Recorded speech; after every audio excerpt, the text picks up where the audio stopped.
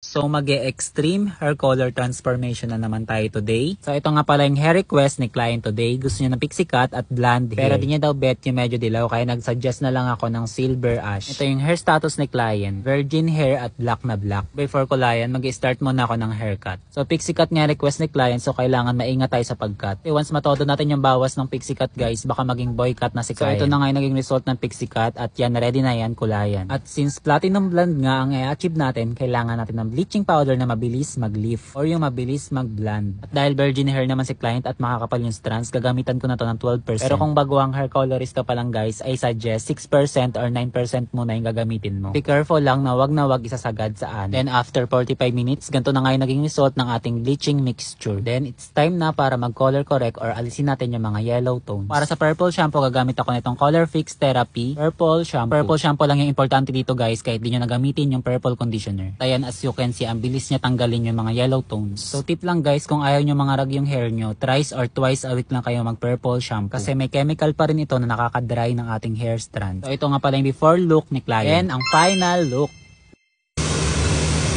Kanina purple shampoo.